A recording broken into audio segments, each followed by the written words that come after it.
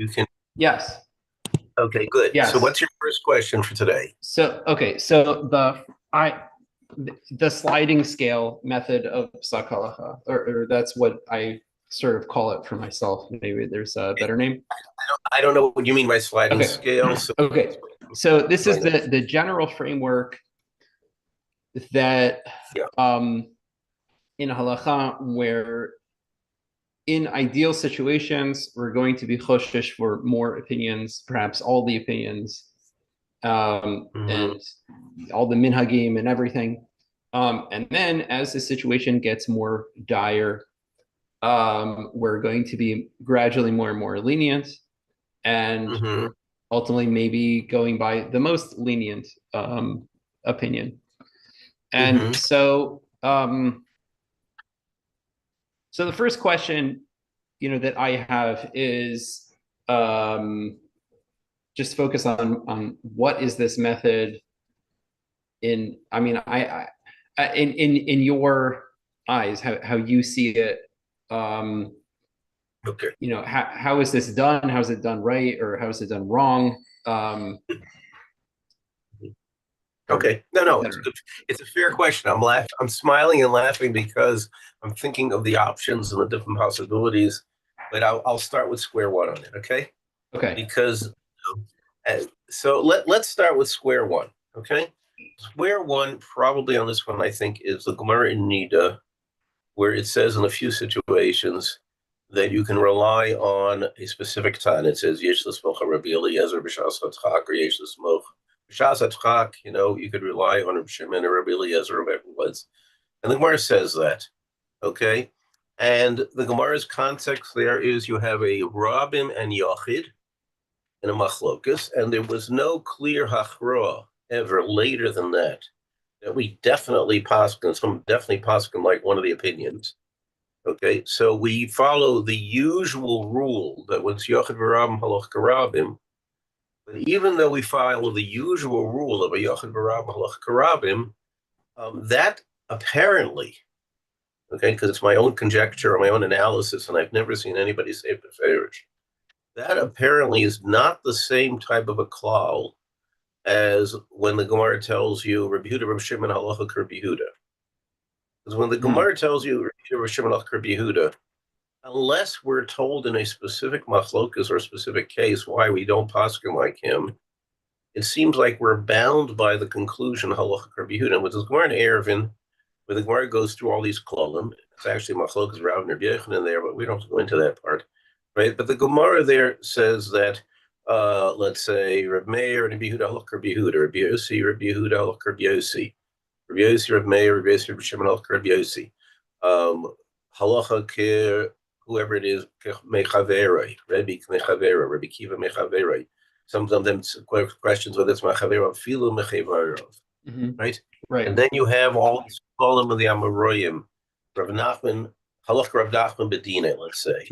Right? And Rav Rabbi Yochanan halach Rabbi Yochanan, Rav Shmuel halach Rav B'Yisura Shmuel B'Dinei, etc., etc., etc. Okay, we know all these kolim. So those kolim are not always followed, but we anyone post Gemara is pretty much bound by those rules, except when we have evidence from a sugya that somebody in the time of the Gemara didn't follow that approach, or the Gemara somewhere doesn't rule that way, right? But otherwise, we're bound by those rules. Okay. Okay. Now we have another klal where Rabbi Yochanan says, and what you're saying is we're bound by that rule, by those rules, even b'shas dechak. That's right. That's right. That's right. Thank you for clarifying that. Yeah, that's what I meant, even though I didn't say so. Right. Right. That's right. No, I definitely meant it. Now we have another rule that Rabbi Yochanan says, halacha kastam mishnah. Okay. Now the Gemara at one point says that there's two Amoraim, but Rabbi Yochanan held halacha kastam mishnah. Okay. And we have many places in which we don't paskin like a stam mishnah, right? And some of them are really peculiar because I just give you an example. The Gemara, and I'm just going to suggest something here. This is my suggestion. Okay. There's a place in Baba Basra where the Gemara says that Rav said, so the Mishnah says something, and the Gemara says that Rav doesn't hold like either Tana of the Mishnah. The Gemara says Rav Tanu Polik. Okay. You can argue on a Stam Mishnah. Okay, now, if Rabbi Yochanan holds Halacha Kastam Mishnah as an absolute, okay, and we have a rule that Rabbi Yochanan, Halacha Rabbi Yochanan, right? Then we shouldn't pass like Rav when he goes against the Stam Mishnah, because Rabbi Yochanan says Halacha Kastam Mishnah. Right.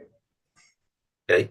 Now, my answer to that is that the Gemara says that there's two Tanoim, I'll leave it to Rabbi Yochanan, whether Rabbi Yochanan had Halacha Kastam Mishnah, right?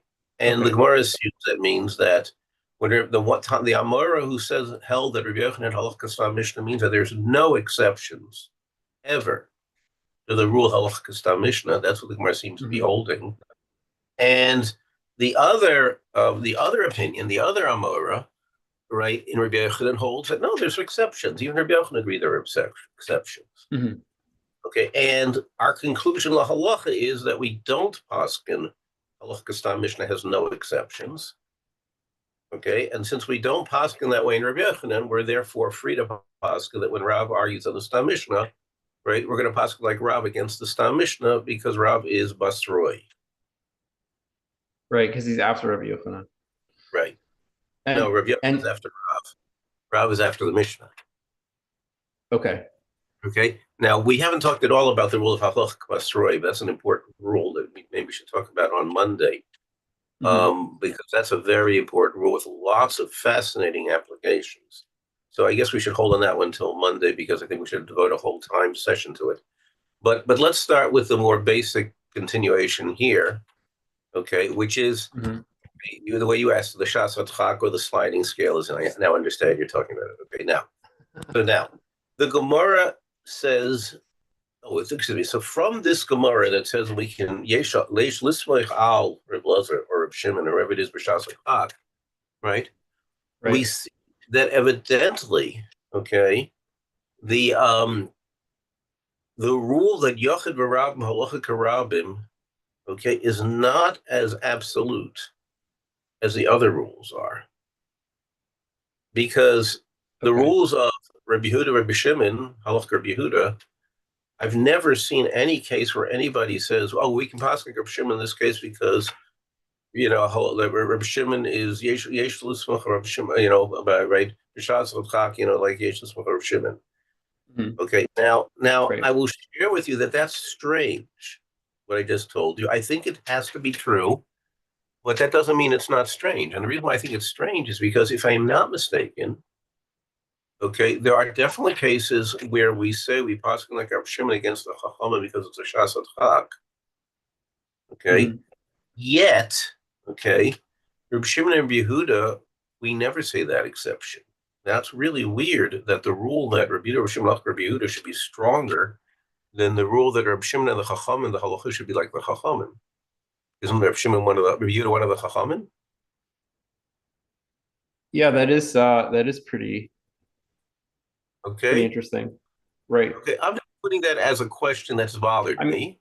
I mean, there's another aspect of it that's also a little funny, which is one way of interpreting this idea of Kedera Yismoch Alav B'Shas Hatchak, right? That we're gonna rely on Rabbi Shimon, you know, like one way of understanding this is how Rabbi Shimon is of such stature, and you know, he's so knowledgeable and so wise that for sure we could rely on him. He's definitely a viable option in halacha.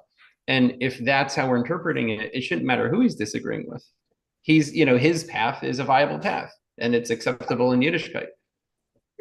So, and so why is it that in the case of Rabbi Shimon Yehuda, we don't say it? Right. I'm just sharing with you the problem that I have. Maybe sometime in the future, someone will hear my question here. I know that there's at least a couple of people who've asked to be included on these lists. They're significant to Chachamim, so it could very well be that they'll have observations on this that will help us get this problem out. But I'm just sharing with you that that this question has bothered me, and I'm just putting it on the table now. I don't think I've ever expressed the question to anybody. Beferish, I certainly have never given a share on it. And if I ever find an answer to the question, or what I think is an answer to the question, I will probably give on my Shabbos afternoon shiurim on it, you know, or write an article on it, you know, as I usually do when I have something to, you know, I find some way of expressing it in public, and then for get it. And Shabbos afternoon shir is a nice crew of Talmidei Chacham there. That if I have a theory that I want to express in public, I can put it. I put it out to that audience, and I get good feedback on it. So that's why I use that shir, because I've got a half a dozen very serious Talmidei Chachamim who come to that shir, and so. And none of them are people who will oh yeah, Rabbi Kaganoff said so, it's good. No, they're all heavily challenging, and that's so it's a good group for me to explore ideas with. Okay, so that's step one. Now step two is the following. We find this discussion now about Yesh Lismach al someone, whoever it is, B'Shas Chag, okay, discussed by poskim. Okay. Mm-hmm. I'm trying to recall cases in Rishonim where it's discussed, and I'm not recalling any, but it definitely shows up in early Achronim.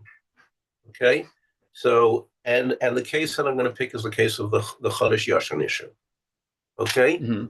now it's interesting to see the different ways that it was dealt with, this Yashan issue, because quite apparently it was a significant problem among Ashkenazim, I guess, because of the growing cycles for hundreds of years. I could say probably 1,000 years. Okay, that's a long time. And it was dealt with different poskim in different ways. So I'm going to pick that example as a great situation to pick with. First of all, for those who are listening and not knowing exactly what the question was, I will cover it, and I'll explain what the issue was. And here's the background. Okay, there is a dispute among Tanoim, okay, whether the Isser, well, let me back up one second. Agricultural mitzvahs, what we call mitzvahs hatzliyos ba'aretz, are mostly, not universally, mostly applicable in Eretz Yisrael and not in Chutz La'aretz. I'm going to pull off my shelf a Mishnah in Kedushin, Mishnah Kedushin, which discusses this very overtly, okay, because it goes back to a Mishnah Kedushin that brings down some of this discussion very, very clearly. So I'm going to quote you that Mishnah. Okay, it's the Mishnah Kedushin. It's the end of the first parak, and the Mishnah is on Lamed Vav Lamed Beis in Masechta Kedushin. It says, "Kol mitzvah shetzliya ba'aretz eino neheges ela ba'aretz."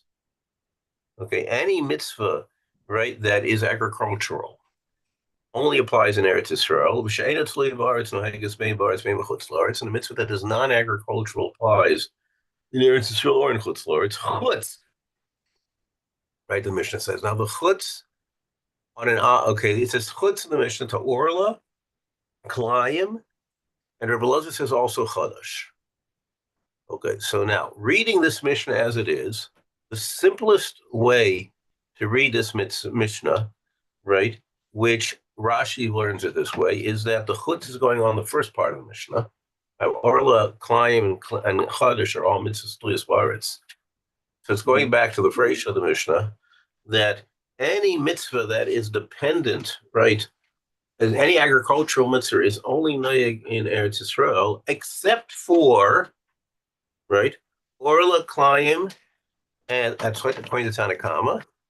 According to Rabbi Elazar, there's a third exception, which is Chodesh. Okay, so now, if we analyze this Mishnah carefully, what it's telling us is Orla applies in Chutz La'aretz. Okay, now, we know that there's application of Orla Chutz La'aretz, but it's very rare, because Orla only applies in Chutz La'aretz because of the way our conclusion is. It's actually Machlokas, Rabbi Yochanan and Shmuel, whether it applies in Chutz La'aretz as a Derabanan or as a Halacha Moshe Sinai. But let's assume that's Halacha Moshe Sinai, which is the way most poskim hold. But it only applies when you know. The Halacha Moshe Sinai was, if you know it's Orla, it's Aser. If you don't know it's Orla, it's not Aser. And therefore, in Chutz La'aretz, you can basically assume Orla is okay. In order for it to be a problem, you have to know definitively that it's Orla, right? And in other words, it's in your field. It's a little funny for it, Deresa. It's a very funny thing. It's a Halacha Moshe Sinai, right? Okay. So basically, both of the Chumra and the Kula. It's a funny bird, yes. Well, the Chumra of the Halacha Moshe Sinai was that it's usher except. Right. Right now, it's a whole different ball game, a very strange ruling that makes it so exceptional that it basically has almost practically no application. Okay, there are a sprinkling of applications. One is where you exactly know where it grew because it was your field or whatever it was. You knew for sure it was in your field. Right. If you have an orchard in Chutz La'aretz. Right. All the Jewish farmers in Chutz La'aretz, that's enough for me. Exactly. And since, and the second application is if something would, without any question, has to be Orla. There's no option otherwise. Right. Right. And there are produce where that could happen in theory, but you usually can easily drag out a heter. But there are some interesting applications where where it would be interesting to create. But I'm just holding okay now. Climb. What's the case of climb? That's an exception. It's kilei akarim, pashtus. It's only kilei akarim, and it's a gzera d'Rabbanan. Chazal were geyser on kilei akarim midrabanan. Okay, and the Rambam asks why they make kilei akarim an exception. The Rambam says kilei akarim was an exception because since it's the only Isser climb that's Asr b'Hanoah, right? Then in Chutz La'aretz they Asr it also, which is almost a non sequitur if you think about it, right? Mm-hmm. It was very chomerdik that even in Eretz Yisrael, it's Asr b'Hanoah, and nothing else is Asr b'Hanoah ever. So they Asr it even in Chutz La'aretz. What? That's like a funny thing because it's so chomer in Eretz Yisrael. Therefore, they Asr in Chutz La'aretz. Well, also, kilei akarim and other things. Sorry? Isn't kilei akarim is also Asr b'Hanoah and doesn't apply in Chutz La'aretz? I said no. Only Asr in Eretz Yisrael midaraisa, and it's the right. It's only Isser climb that's Asr b'Hanoah. Right. Why do they Asr this is the only type of climb they Asr in Chutz La'aretz? I mean, there are other things of climb. There are right. It's Harkav Asilan, and that's right. Not and there's anyway. Right, and there's what's it called? Let's say, I mean, whatever it is, it's a funny thing. Shatness is Asr. I mean, it's not Slivar. It's a very funny rule. But okay, we'll just put it on. We don't need it for our purpose. It's really taking us past our purposes. I'm just pointing out that both oil and then it says the Tanakhama holds that Chodesh is not an exception, right? Rabbi Elazar holds it is an exception, right? So if we took this mission on face value, we would paskin like it's the Rabbim and the Yochid, and we paskin like the Rabbim against the Yochid, and therefore we don't paskin like Rabbi Elazar. There's no problem, right? Right now, the Gemara, without going into the whole discussion, the Gemara says that the town who argues on Elazar is Rabbi Shmuel. And by the time you finish going through the entire discussions in the Gemara, rove of the Rishonim, for Tom of the Iker Rishonim, right, all come out that we paskin like Rabbi Eliezer, not like Rabbi Shmuel. Okay, and therefore Chodesh and Chutz La'aretz is deraisa. Right. Okay. Now that is the opinion of the Rif and the Rambam. Okay, and dare say most of the other Rishonim seem to hold that way. There are exceptions, no question there are exceptions. Okay, but we really have here, that the Rishonim's analysis of the Psak Halacha came out with the conclusion. Now it becomes a problem. Now here's where the question started. I'm going to go back to the Maharam Rottenberg, who was the Rebbe of the Rosh. Okay, he didn't write anything on the subject, as far as I'm aware. But the Rosh, his Talmud, observed the following. He says it in a tshuva. He says that, and this is very interesting. It's interesting historically too, that the non-Jews in his day were very from Goyim. Okay, they didn't plant in Lent season. Oh, interesting. Lent was a whole month. They were even frummer than the Muslims are today with Ramadan. Because the Muslims don't eat or drink in Ramadan in the daytime. They go from morning to evening without eating, right? And then at night they drink and party, but they work, right? And Muslims will even go to work on Friday, right? They have a concept that they don't work on their days, right? And the Christians in his day during Lent season, right, didn't plant. Now, I don't know if they didn't plant, they didn't do any work. I don't know whether they treated like Chol Moed or like Shabbos or like Yom Tov. I really don't know. right? I do know that it says beferish that any goy who keeps a religious holiday of this nature, right, is chayav misa, right? We don't kill him, but he's chayav misa b'nei shamayim for it, right? So that's a Gemara, and that's the Rambam Paskins. Oh, you're saying So it because does, because it's like Shabbos, Shema Shabbos. yeah, they're creating their own Okay. religious belief. Okay. No, they're creating their own religious practice that the Torah doesn't want them to do. Yeah. I don't. I Right. personally don't understand it, but yeah, Well, that's for a that's a different. That's for different a topic. different video. Yeah. That's a different topic. Okay, we'll Yeah. go Yeah. back to that at some point. Yeah. But that is what the Rambam, brings on the selection, and that's what the Rambam says. Okay, so that's Yeah. step. Okay, now Maram paid attention to this. Why is the Maram so concerned about Lent season?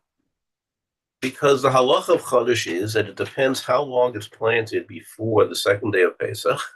Okay, you have a discussion here: is it 3 days before or 14 days before, so that it's taken root in the field? Once it took root in the field before the second day of Pesach, it won't be a Chodesh issue. Okay. Now, the Maharam paid attention to whether Lent season came out in a way that when the non-Jews planted their grain, did they do it in a way that it had already taken root before Pesach, and therefore there's no problem this year with what grows? Or had they planted it after Pesach, right? And therefore everything is Chodesh. All the new grain is Chodesh. Right. Okay. Now, in the Maharam's day, you didn't store grain, right? So Okay. the old grain was there, and then it got replaced by the new grain. Okay. So if they were planting after the third day of Pesach, or close to the third day of Pesach, and therefore it was Chodesh, right? So according to Rabbi Eliezer, what they planted is Aser, and according to the Tanakh, or Shmuel will call it, it's Mutter. Right? Now, what did the Maram do? He used to pay attention to the growing cycles, and when he realized that because of the growing cycle and because of the way the non-Jews observe things, he would buy up the flour, or the grain actually, buy up the grain before the end of the year, buy up as much grain as he could for his own needs, store it, right? And then use it for the year and not use the new grain until the next year. Well, he did this personally. Did everybody in his community do that, or No, maybe it was a chumrah? That not only did no. Well, 1 second. You said two different things there that everybody. Yes, I did. Okay. The Rush notes that the Maharam did this, and he never told a soul that he was doing this. Yeah, interesting. Right. The Rush's conclusion is, okay, that the Maharam held it was usher to use. Okay, he held it was usher to use new grain, but he didn't say it to anybody because he felt that it would be something that the tzibur would not be able to be oimid. Right. Interesting. And therefore he held dayo shetiyu shoygin v'altiyu mezidim, right? Which is a general rule that we haven't talked about in this year, right? But it means, it's also true. Huh? Yeah, that's true. Right? Don't tell anybody something if they're going to be impossible for them to observe it. Right.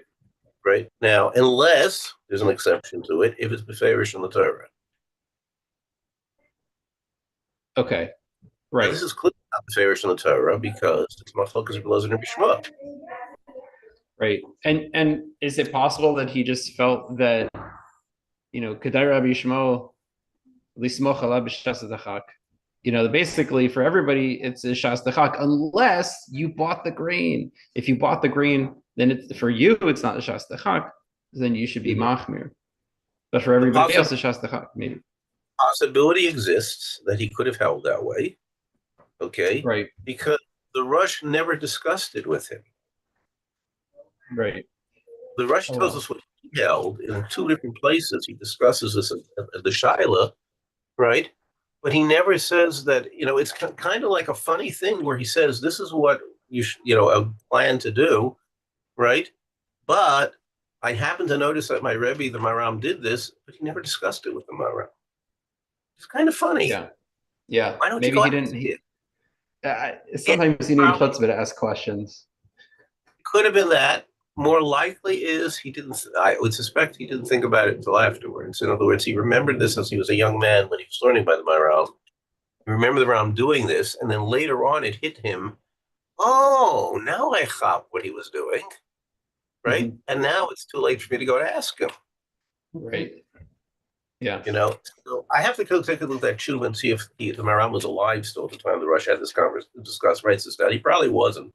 But even if he was, remember the Maharam spent his last many years, right, in a dungeon of a castle, Mhm. right? And the Rush during that period of time had fled from Germany already, and he had certainly no access to get any contact with Maharam anymore. But he had fled from Germany first to the Provence, and then from the Provence on to Spain, then from Provence to Barcelona, and then from Barcelona eventually to Toledo, where he was the Rav. Okay, became the Rav, right? So all of this is part of the Rush's descriptions there as to how he viewed the Shaila. Now the Rush presents the following when he talks about the issue. You would think perhaps the Rush would say, well, Yesh l'smoch on Rabbi Yishmael b'shas hadchak or some such heter. He doesn't. He says as follows. He says that it's mutter if there is if I'm not mistaken, he says, if it's a sveka, right, then you're okay. Okay, and he goes with the Rush. What's the svek? If I'm not mistaken, I think, and then some of this is the Ramah and some of it's the Rush, but I believe it's the Rush already who mentions the svek, but he doesn't explain himself well what the svek is, and the Ramah mentions it also, and there is a Rekiv. They come up with the following svek. Let me just think this for a second. The svek is oh yes, this is what it was. Maybe it's from this year's grain. And it was planted early enough that Pesach would have been moderate. Okay. And maybe it's from after that point. Okay. Okay. On the other hand, maybe it's from last year's grain and there's no Shiloh whatsoever. Okay. It sounds a little sticky to me. Okay. What you're asking is a kasha that there are Achronim ask on the Ramah. What type of svek is this? Isn't it all the same stuff? Right. It just seems like there's one dimension. Right. There's one dimension that we're dividing into three parts. Normally, sveka is two dimensions. Right. Cool. It's cool if not a sveka, right? Now, just to present this case as how Hilchos sveka works, there are two types of svekas in the world that are good. Okay, there's a whole Koli sveka, a very lengthy discussion of first of all the Rishonim and the Poskim and Shulchan Aruch and Kufiyud, right? Kufiyud, I think it is.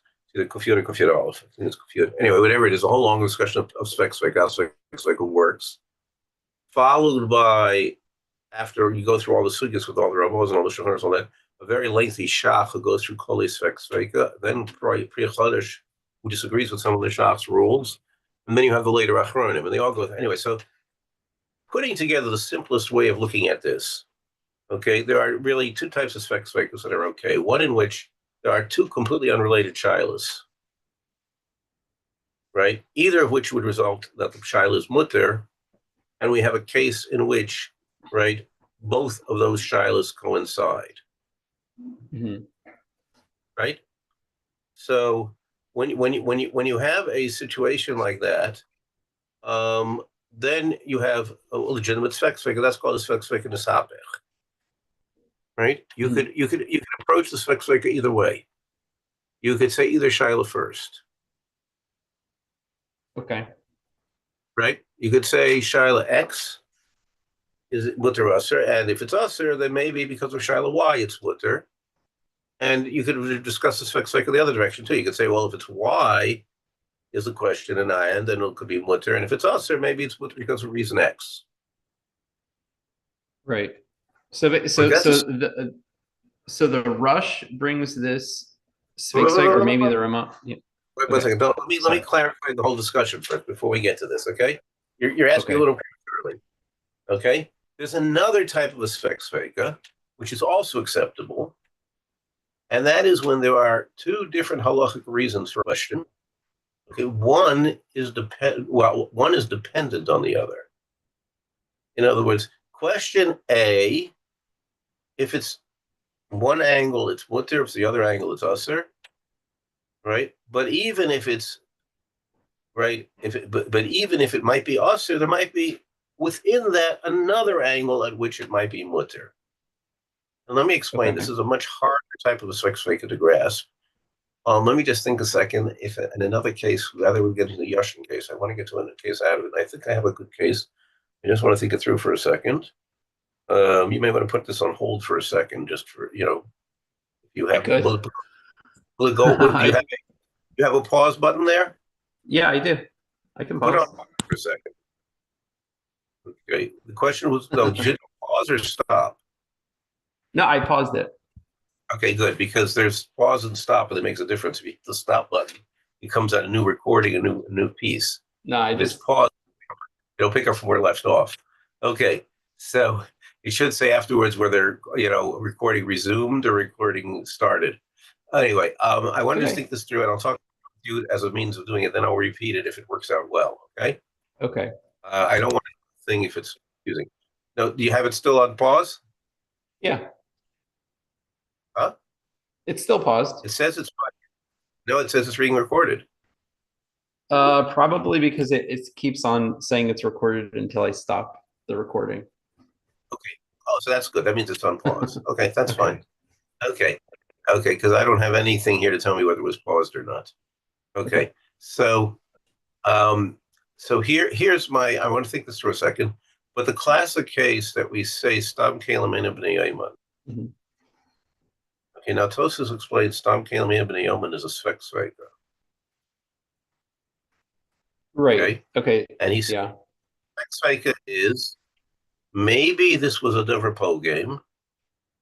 Right. And even if it wasn't, maybe they cooked kosher in it. Maybe right. no, maybe it was 24 hours passed. Oh, excuse me. Okay, maybe this was a thing that's always pro game.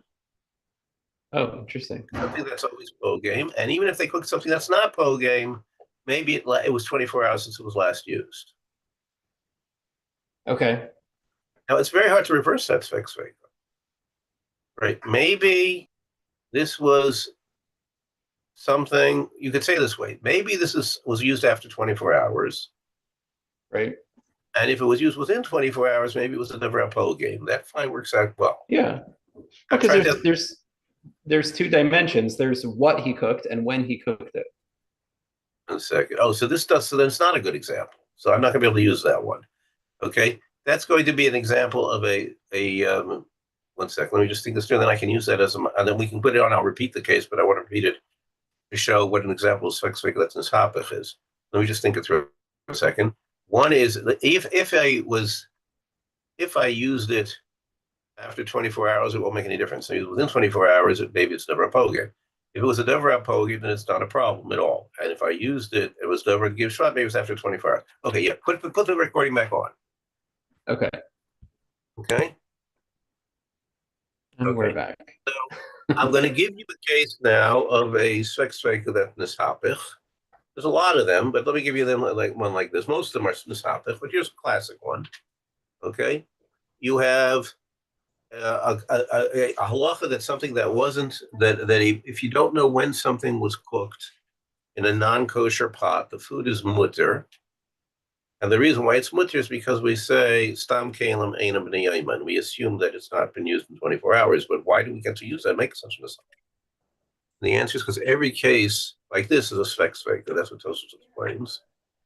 And it could be like this. Maybe it was used after the pot hadn't been used for 24 hours.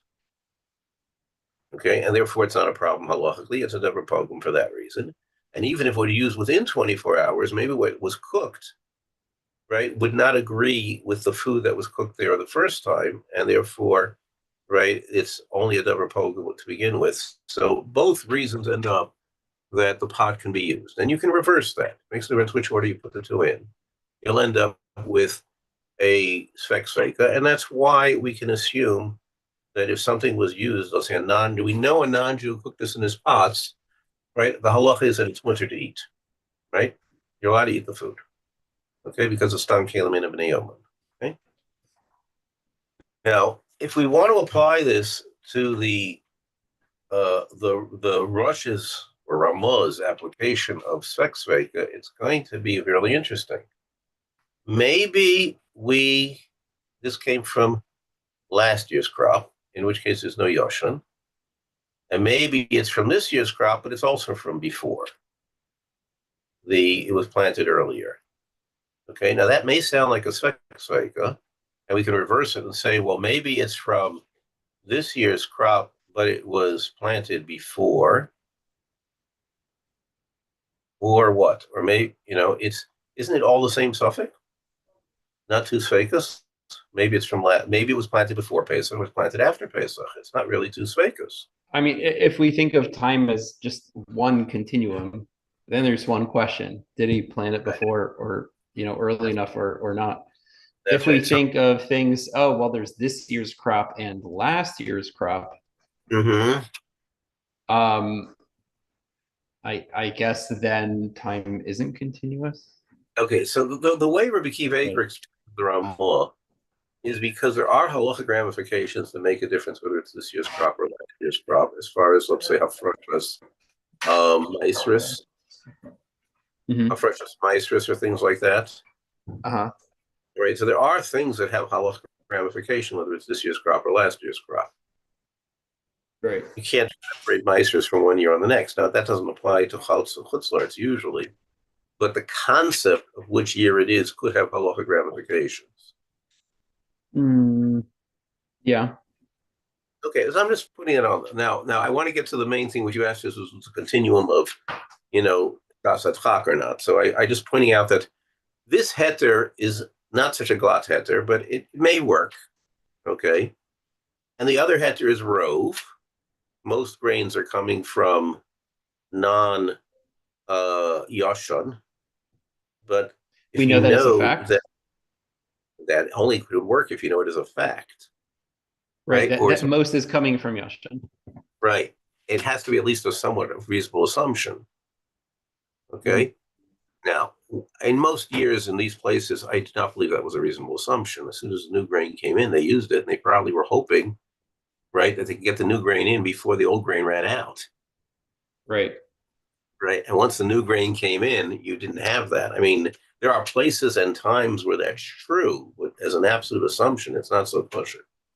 Anyway, so the Ramah basically says that if you have a rove or a sex veka, you can be makel. And that logic you can work with, right? The problem is that it doesn't apply in a lot of cases, right? And we know that the practice of people was to be lenient with the new grain, whether or not, right, there was a rove or a sex veka. Right. Right. They were makel. Why were they makel? Well, also the description of makel as opposed to just considering it mutar. Like, oh, if it's a sveka, this is completely mutar, just like any deraisa. It's not a kula. It's just literally that this is okay. Right. So now, the Taz and the Bach, well, I should say the Taz, probably better already here to use, is makel because, and so is others, because they say, well, you got a machlokas here, really, as in Rabbi Shmuel, right? And it could be that, indeed, it is true that Rif and Rambam and Rosh, seemingly, and others, all the major poskim that we follow, poskim that Chodesh is Asur and Chutzlaretz, they're Isa, right? But not all Rishonim poskim that way. There are some Rishonim poskim like Rabbi Shmuel, right? And we could be saimach on those Rishonim to poskim like Rabbi Shmuel b'shas Chak. And this is a real shas Chak. Right. Right. It's definitely one way of looking at it. Okay, and they apply the principle of the Gemara, okay, to this situation. And not everybody accepted it because they said they're rayas in the Gemara that the rule doesn't apply, that we don't poskim this way, like we poskim like Rabbi Eliezer, So therefore, Yeah. we can rely on such a ruling when we have rayas. And they could turn back and say, no, those rayas were only that it was shelo b'shas hadchak, right? That they followed shelo Oh, b'shas hadchak, interesting. Okay. but not necessarily. I mean, I'm just saying this is an option. The Shach didn't like this approach for a very different reason. He says that the concept that you can be samech on somebody on a das yachid b'shas hadchak only applies by an issa d'rabbanan. It Interesting. does not Okay. apply to the d'oraisa. In other words, what he's saying is, right, that Chazal were koveya in their piskei halacha yisuri d'rabbanan, like just like they passed in like some d'rabbanan l'kula, right? They included that in all rules of d'rabbanan, some d'rabbanan l'kula, right? They included a concept that if you've got an issa d'rabbanan on your hands and it's hard to keep, and you've got a das yochid who says it's okay, you can rely on him. Oh, okay. Well, that opens up a lot of flexibility. It's also a sensible approach. If you're talking about an issa d'rabbanan, Right, yeah. I don't know, I'm just sort of when it comes to deraisa, it's like a little sticky because it could be inconsistent. But with derabanans, mm-hmm. It almost, because they say suffix derabanan lakula, it's almost like, well, yeah, well, if you have a machlokis, it's not exactly a suffix, Mm-hmm. but it could be chazal, just they didn't want you, keeping derabanans, in conditions of uncertainty, I don't know, or difficulty. So the Shach adds, from your point of view, it makes it more logical to approach, but at the same time, it's a big chumrah in halacha, because as opposed to the Taz, right, you now can't rely on this for the Yisr Chadash unless you're first going to tell me that Chadash is only Asr Mid Rabbanan that puts Laretz, and that doesn't seem to be true. Right. Right. Whereas if you don't hold like the Shach and you want to hold that this is true even by a deraisa din, right? You could say, well, you're right, but it's an extenuating circumstance. It's very hard for people to keep this, and therefore, right? Shelo b'shas hadchak, they would be machmir, but b'shas hadchak, you should be machmir. Means in b'shas hadchak you could be bekel, excuse me, Right. but shelo b'shas hadchak, if you don't hold like the shach. So the Bach, the Taz, and others, right? They create from this whole picture, right, a heter. In other words, the Taz's heter is more or less based on the fact that there are Rishonim who paskin like Rabbi Yishmael, right? Bach bases it on a different heter completely, that he wants to suggest that there's no Isser of Yashan or Chodesh, excuse me, on grain that grew in a non-Jew's field, right? And then there's a Knesset Yecheskel, who was a Chashuv Rov in Hamburg, if I'm not mistaken, who combines the svara of the Shmuel with the svara of the Bach, and he has a whole piece to say that although it's true, he paskin like Rabbi Eliezer, right, that Chodesh is Asr in Chutz La'aretz, but Chodesh is Asr in Chutz La'aretz only when it's Jewish grain. If it's non-Jewish grain in Chutz La'aretz, even Rabbi Eliezer held it was mutter. Oh, interesting. Okay, so you've got this creativity of interesting heterim to try to be match of the case of Chodesh. Now, if you hold like the Knesset Yecheskel's heter, then you'll say, well, he paskined, and analyzed the whole discussion, right, and he came to a conclusion that it's mutter, so I can rely on it and be makel, right, because I know it's from Chutz La'aretz, and I know it's from non-Jews, or I can assume it's from non-Jews, and I can assume it's from Chutz La'aretz, and therefore I can be makel. And Rav Hirsch, for example, in more than one place, writes that we're makel by Chodesh and Chutz La'aretz because of the Knesset Yecheskel's heter. Interesting. Okay. Okay. He doesn't say because it's Shas Hadchak, or he doesn't say because the minig was to be makel, or he doesn't say any other reason. He says, I've got the Knesset Yecheskel. Now that's going to be a nafkamina halacha, because according to Knesset Yecheskel, what did you know? It came from a Jew's field. Well, then, I mean, then it'd be a source. So, That's right. The whole heter is only if you're in a place right. where you know it is coming from a non-Jews field, or you can assume it comes from a non-Jews field. But if you know it came from a Jews field, you wouldn't be able to use it. I mean, the problem is that that's not such a. I mean, first of all, in historically, that wasn't such a problem because you didn't have so many Jewish farmers because they were sort of Depends on banned. where and when. But Depends on where. but even if you Depends on but where even and if you when. did, huh? Right. It depends on where and when. Right. But I mean, but also I imagine that the biggest problem is when you're just a consumer and you have no control over the agricultural cycle of when they're using what and how they're storing it. But True. if you actually care about it, it's not that hard to just sort of keep the grain. I mean, I think that there's Right. midrashim about how Yosef stored the grain. I think it's possible, you know. Well, part of the problem becomes also practical. If you grind your own grain into flour, which is what people used to do in the old days, and it's easy to do, you store it as grain. As long as you see it, keep it dry, it's going to hold. Mm-hmm. Right. Right. Well, and you have to be careful about. There's going to be a certain amount of loss from insects, or I would say rats and mice, Mm-hmm. right? But you just have to keep control that they don't eat most of your crop, Mm-hmm. right? Right. Now, when it got late, let's say, for example, Yaakov Kamenetsky used to store his flour in the freezer. You could Mm-hmm. buy up flour um, Elul time, around that time, Av El, around that time when he knew the flour was still no problem, and Right. right, and store it in a freezer, and then figure out how much he needed for the whole year, and use it up before Pesach. And that was his system. Okay. Right. Yeah. Okay. So there were people who were makbid on this all the years. In other words, there were specific poskim who were makbid, right? Like the Shagasari was famous for being makbid, and the Mishkanos Yaakov was famous for being machmir, and the Mishnah Berurah basically is machmir, right? And I then mean, then he's machmir or he's oser.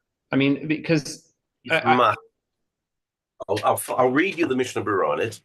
because what I'm thinking is that in light of what you were saying about the shach versus the taz and Rev Hirsch's approach, it seems like there's mixed opinions, not mixed opinions. There's like some people buy into this idea more than others. The idea that something, if you have a machlokis, you could be somech on the mekel, Mm-hmm. v'shas dechak. It seems like some people say, no, you can't rely on that. You have to find some shita that is able to explain the heter without going there. Mm-hmm. And then, and then some people are going to say, oh, but it's good to be machmir. Whereas, if you hold like the shach or like Rav Hirsch, when it comes to a deraisa, Mm-hmm. you're going to end up that, well, there's not really any point in being machmir shalav b'shas dechak. It's either mutar or it's asur. Mm-hmm. Right. Now let me just find it. I'm not finding it already.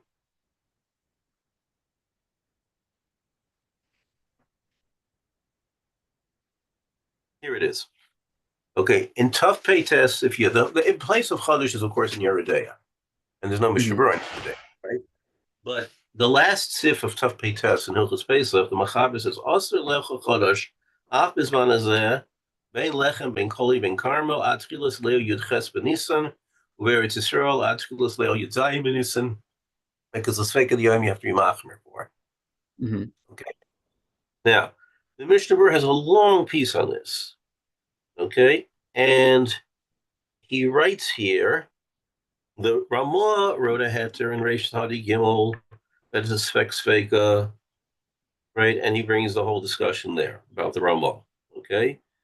Okay. And then he says, but most people are not makbid on it, right? Mm-hmm. Even when, okay, that's what he says, even with not being concerned about the Ramahs, even when the Ramah's heter doesn't apply, Yeah. listen to the words he uses, right? Yeah. Okay. Lomdu alehen schus, okay, Mm-hmm. because it's very hard to keep, and Right. therefore they rely on the minority of Rishonim that say that Chodesh and Chutz La'aretz is only an Issa D'Rabbanan, not an Issa D'Oraisa, which is we didn't go into that, Shaila, even. And they only were geyser it on places that are near Eretz Yisrael, like Mitzrayim and Bobo. Okay. Okay. Interesting.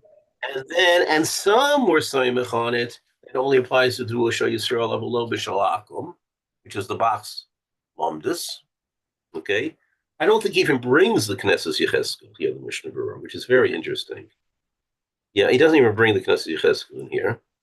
Okay. Mikol Malcolm, this is the words of the Mishnah Berurah after he told, right? Kol Baal Nefesh lo yismoch al heterim halalu, v'yachmir li'atzmo, v'chol ma she'ef shelo. Yeah, interesting. It's an interesting way of putting it. Does he say you have to? Right. No, he's not. Right. And now and then he goes farther in the what's it called in the Bir Halacha here with more discussion about this, and he says there, "Aim biyadenu limchos biyad hamekilim," right? But right, they found reasons for the minig, and then he has a whole piece here where he basically says, "I'll let you be makel on kalim." If you had somebody use kalim for non, you can be makel on the kalim. I think at some point in here, you're saying even a bal nefesh. Yeah, that's right. I think that, and there's a Pnei Yeshua here who's makel on beer. Okay, even though the beer was made from barley that was new crop, but I believe he comes out with a heter on beer. Why? So I don't remember right now, but I know there's a Pnei Yeshua's essay on this, in which I believe he's being matter only on beer, and it has to do with the whole concept of tam ke'ikr and whether it's a deraisa or it's a derabanan.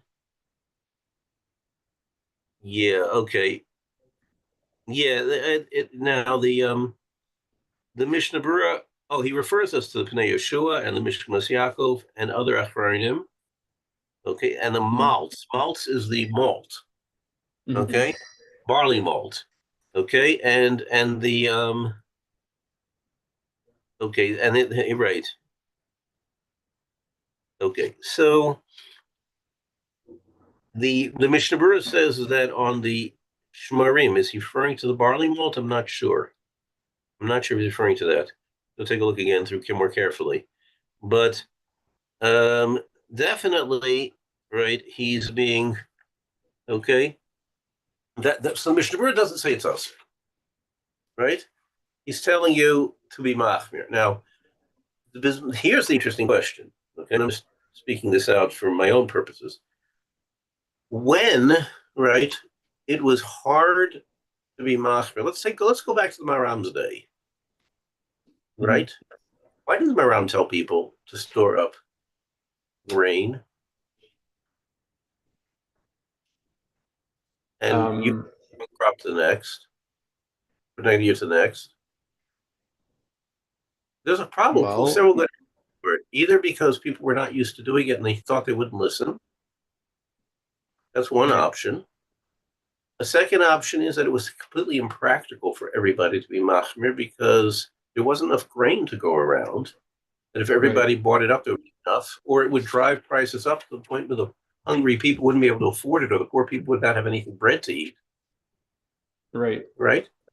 These are all options that we will never find out until Tchias HaMesim, right? Which of these reasons was, did he feel people would listen? Did he feel it was impossible? Did he feel it would make the starvation rampant? Right? There could be a lot of possibilities why he didn't tell people that, right? He could have held that the heterim are good. He thought of these heterim and he thought that they're okay if you're stuck, and therefore he didn't want to tell people. They're all possibilities which we will never find out, right? Right. Now, my point is that Bisman Hazeh, it's very easy to keep an Achmir on it. Why? Why not? What's stopping anybody from being Achmir? I'm serious. It's convenience. It's all just as convenience. But if it was meaningful to somebody, he would be. It's certainly not harder to observe than any of the other laws of kashrus you have. You just have to plan. When you travel, you plan what you do, right? in advance, you plan what you do. So let's say this year it's going to be hard to do because it's right now, it's a week before Purim and I haven't planned anything yet. But if I plan Pesach time, right, or between Right. Pesach and Elul, I plan that I want to be makbid on it, right? It'll be very easy to be makbid on it. The reason why people are makel, very interesting. The Hasidic world outside Eretz Yisrael, right, is almost universally makel. Mm-hmm. Right? But the literature world at one point was also heavily makel. But now the literature world, the from literature world today is being much more machmir on it. Not everywhere, Mm-hmm. right? But it's much more common, right? Right. Now the from Hasidic world outside Eretz Yisrael, I don't think they're machmir at all. Chabad is certainly not machmir at all, right? Even though the Rav Shulchan Aruch has the same discussion that everybody else has on it. Right. If I'm not mistaken, he also says that l'chadchila you should be machmir unless the heterim that you know of apply, right? Right. So I'm just pointing out that there are curiosities here as to what's happening. I'm just showing you. Now, the original question we started with was, what's the what do you call it? Was what the sliding scale of Shas Hatzchak is, right? So I Right. use this as an example, right, of understanding what the sliding scale of Shas Hatzchak is, in that the Knesset Yechezkel felt he had a good legitimate heter, and therefore we can rely on it. Certainly others did, right? I will note the Mishnah doesn't even mention his heter in his discussion. Yeah. Others said, well, it's a hard thing to be machmir on, and we have a das yochid that it's mutter, so you can be saimach on that. Others said, Mm-hmm. no, you can't be saimach on that when it's a derabanan, only when it's a deraisa, only when it's a derabanan, and that doesn't apply over here, right? So it's a good place to see that the Shach held that yesh l'smok b'shas hatzchak on a das yochid didn't apply here because it's a deraisa, right? And the Taz Bach held it's mutter. And if I'm not mistaken, there's an Aruch HaShulchan here who says that the determination as to who we possibly like is not always have to be the Rif Rosh and Rambam. It can be what the minig of people doing is. Right. Well, that ends up being a nice approach, because I imagine if you have a halacha that people typically don't keep because it's so difficult, Mm-hmm. then I imagine, after a while, wouldn't we just say, look, the minhag Yisrael is to be makel here. So even though normally we go by the Rif and the Rosh, the Rambam, 2 out of 3 or whatever, here it just seems like Knesset Yisrael didn't accept their opinion for This is what I one reason or believe another. the is more or less saying by Chodesh. And interestingly, there's a Teres Chatis of the Ramah who says this by Pas Yisrael. Mm-hmm. He says that I'm not going to discuss the different halachas, whether something is Pas Yisrael or Pas Palter or not, right? And how to make it Pas Yisrael, because the accepted minig is to be makel by Pas Yisrael. Okay. In other words, I'm not even, the first Chata says I'm not going to bother telling you the halachas because the accepted minig is to be makel. Yeah. Right. Okay. And I'll give you another example. Just flipped my head and flipped out again. Another case where we have such prevalent accepted practices. Well, we could certainly talk about the Glock versus non-Glock kosher issue, right? The accepted practice was to be makel in Ashkenaz, and therefore that became accepted. But there was just another case that flipped through my head. My friend, just as I was talking, I said, "Oh, that's a perfect example." And now I can't remember what it was, but it was just like a perfect example. Oh, I know. Being washing for davar shetibula b'mashke. Mm-hmm. Okay, so the Berurah Paskins you have to, and he brings down all the halachas about it. Mm-hmm. Okay, the Mishnah Berurah quotes, let's say the Chai Adam is probably one of his an early source that he quotes often. Mm-hmm. The Chai Adam writes in one place that davar shetibula b'mashke is only for people who want to be machmir. Right, we're not machmir. Yeah. Interesting. Right, we're not machmir for it. Don't worry about it. The minig is to be makel. You don't have to worry about it. That's the minig. That tells us what regardless of how many Rishonim say that, that's our minig. That's what we do. I mean, and also regardless that it's in the Mishnah, it's in the Gemara. Right. You Now, know, we have fossils of the minhag at the Seder. right. That's right. Yeah. Now, the Shulchan Shlomo, who was a contemporary of the Chai, he was the Rav of Mir at the same time the Chayodim. He wrote a sefer that's in style very similar to the Chayodim. The Mishnah Berurah quotes him often. Um, I think I know I have a copy on my computer. It's also available. I just downloaded a copy off Hebrew. So you can look up Shulchan Shlomo and you'll see it's a style very much like the Chayodim style, the way it's set up. And it's easier to find things in because he follows the Simon of Shulchan Aruch to tell you where to find things. Mm-hmm. Right? Simon Aleph, whatever it is, go straight through Shulchan Aruch as to how to find things. Now, the Shulchan Shlomo, which is basically what to do with how to be machriya the Pesukei Halacha Halacha L'maisa, what to do. That's what the sefer is about. Every time Davar Shitfil Mashka shows up anywhere in Orach Chaim, he ignores it. Doesn't say a word about it. Nothing. Yeah. Interesting. Well, that's telling you how we got held, right? Right. Well, I mean, it just seems that, I mean, maybe the Mishnah Berurah ascribes very much to the idea that lechatchila we're going to be machmir for opinions, even if most people don't do them. Ideally we should be machmir, and so we're going to discuss those halachot. Yeah, well, he generally follows with if the consensus of the standard poskin goes l'chumra, right? We shouldn't be makel because we say that that's our accepted minhag. Okay. That's the Mishnah Berurah shita. Now that was an odd man out. Oh, are you saying that he defines the minhag by what most poskim say? Right. Oh, rather well, than what was accepted to be done among Bnei Ashkenaz. Right. Okay. And there's That's a little different. Very different. And there's a lot of examples of this. The Rosh Hashanah Mamashka is one example. Chal Yashin is another. Right. These are all the things we've been talking about now. Here are all examples. What about the Vilna Gaon? I mean, when it comes to Tibula Mamashka, Vilna Gaon Paskin his own sheet, and he didn't care what anybody had to say. I'm saying, but did he? I mean, are there places where he says, "Oh yeah, tov l'hachmir," or is he more like mutar asur and that's it? That's it. Because if he held it was usur, it's usur. If he held it's mutter, it's mutter. So right. Mashka, he holds you make a bracha on it. Right? Yeah. Washing your hands before you daven mincha or mariv requires you to use a kli. Wash your hands as soon as you go into daven and make a bracha on the tilas yadayim. Right.